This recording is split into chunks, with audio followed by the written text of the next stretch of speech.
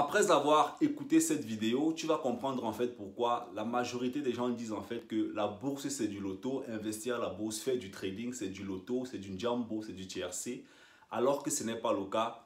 Alors on y va. Salut et bienvenue dans cette vidéo, ici c'est Lofogus et aujourd'hui je vais te montrer en fait dans ce tableau que investir à la bourse, faire du tiercé, ce n'est pas forcément le loto. C'est une question de stratégie, de principe, de moyens, de techniques, de discipline qu'il faut mettre en place avant de commencer à faire ses premiers placements. Alors, dans ce tableau, je vais te dessiner en fait le développement d'une entreprise X à la bourse.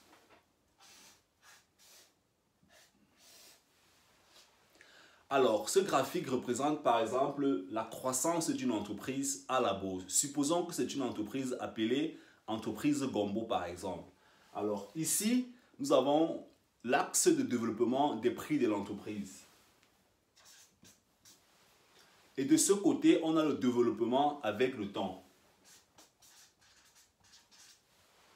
La croissance avec le temps, ça peut être un jour, ça peut être 2 jours, ça peut être une semaine, ça peut être un mois et ça peut être un an, ça peut être des années. Ici, on a ce que j'appelle en fait la variation des prix de l'action à la bourse. Alors, qu'est-ce qui se passe? La plupart des investisseurs ou la plupart des traders, quand ils entrent dans le marché, ils ne connaissent pas exactement quel est leur niveau, quel est leur degré de perte. Alors, imaginons par exemple que tu décides en fait de commencer à faire tes premiers placements à la bourse. Tu décides en fait de pratiquer le trading. Supposons par exemple que tu entres à la bourse à ce niveau. La ligne rouge représente en fait le niveau auquel est-ce que tu entres dans le marché.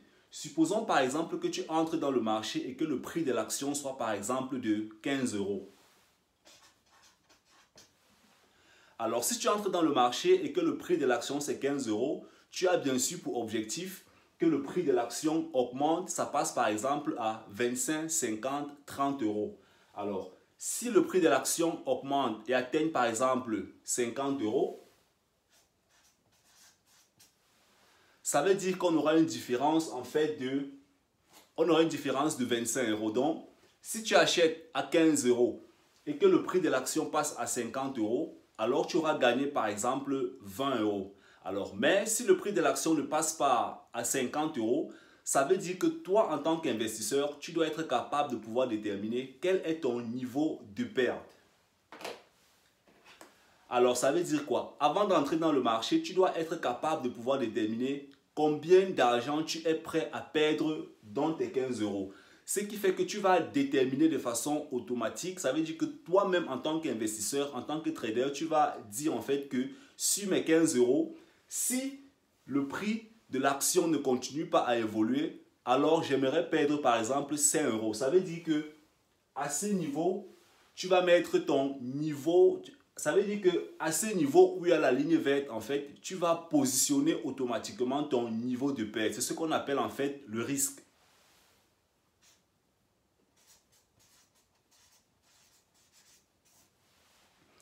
Alors, si tu connais ton risque avant d'entrer dans le marché, si tu connais exactement la quantité d'argent que tu es prêt à perdre, alors il n'y a réellement plus de problème. Premièrement, tu connais à quel prix tu vas acheter l'action. Deuxièmement, tu connais le niveau de perte que tu aimerais bien sûr.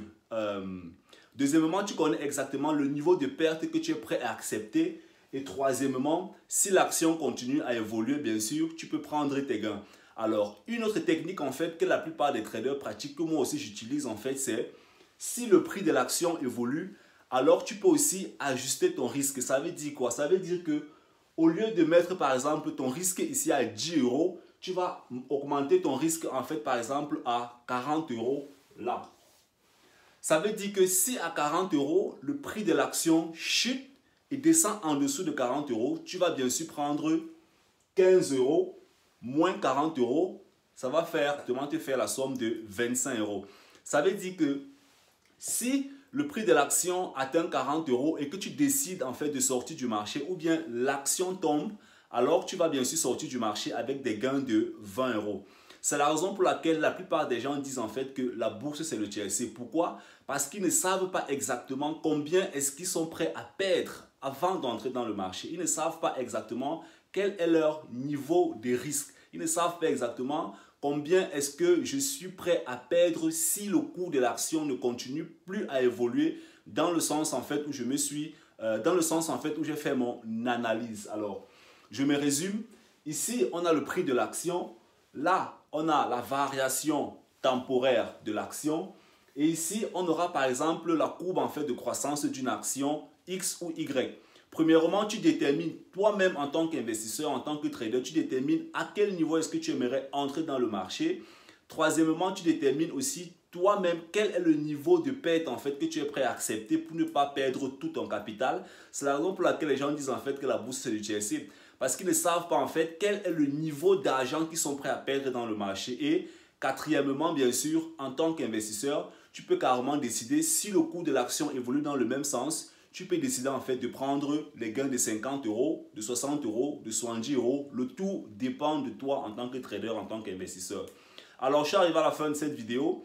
Si tu aimerais davantage avoir le contenu de mes vidéos sur le sujet investissement, si tu aimerais connaître en fait des stratégies business import-export en Allemagne, et si tu aimerais bien sûr aussi te développer confiance en soi et beaucoup d'autres sujets, des petits conseils en ce qui concerne la finance et le développement financier, alors abonne-toi à ma chaîne YouTube, active la cloche de notification et surtout partage la vidéo à tous tes amis, dans tes réseaux sociaux. Laisse-moi bien sûr un commentaire dans la barre de description.